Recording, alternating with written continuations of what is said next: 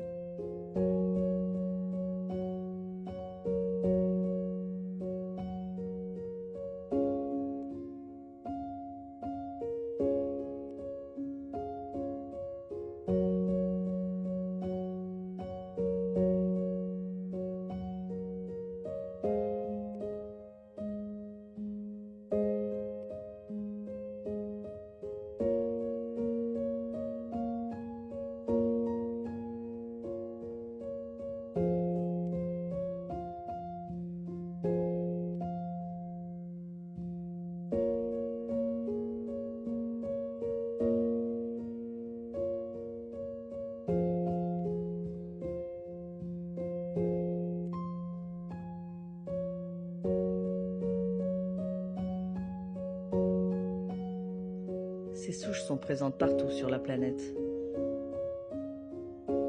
Et il y en a des centaines. Les scientifiques les ont appelées mesa, aux tables en espagnol, parce qu'ils ont un pic plat, plat comme une table. Eh bien, cool. Souche. Et maintenant, permettez-moi de vous rappeler le début de notre conversation. Nous pensions que nous avions vu les forêts et même marché en eux. Alors quelle importance s'ils n'ont seulement que 30 mètres d'altitude? Cela fait-il une différence? Nous sommes contents de ces forêts-là. Nous apprécions leur beauté. Nous sommes habitués à ces forêts, donc nous n'avons pas besoin d'en avoir d'autres. Puis nous avons découvert que cette vieille forêt a été préservée aux États-Unis, qui est décrite dans les mythes et les contes de fées, le géant séquoia de 100 mètres. C'est exactement ce genre de forêt qui nous vient à l'esprit quand on entend parler des forêts des contes de fées. Mais notre esprit s'arrête sur ceci. Le prisme de la matrice nous l'oblige, mais nos barrières mentales ont fondu, car la tour du diable en tant qu'arbre vivant faisait 6 km de haut. Mais ensuite, nous avons réalisé que la tour du diable était une jeune plante, en comparaison aux autres arbres géants de notre planète. Par exemple, la montagne dans le Cap Ton en Afrique est vraiment impressionnante. Ce plateau fait 3 km de diamètre. Si nous multiplions, nous aurions un arbre de 60 km de haut.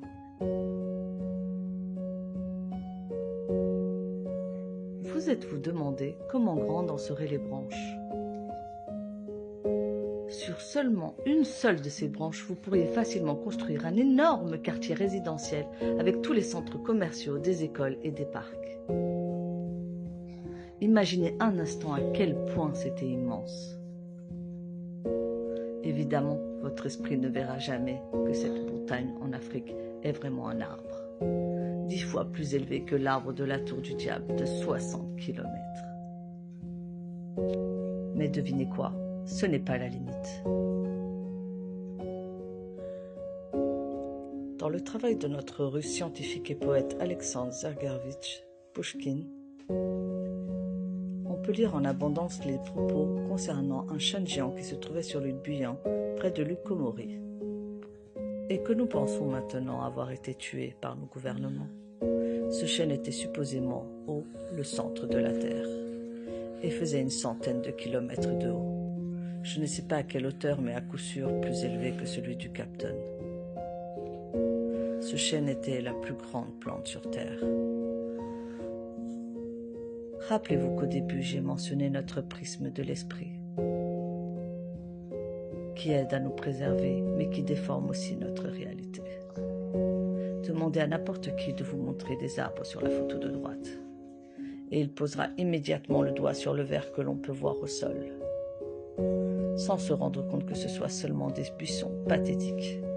Cela ressemble plus à de la mousse comparée à la taille de l'autre, mais certainement pas à une forêt.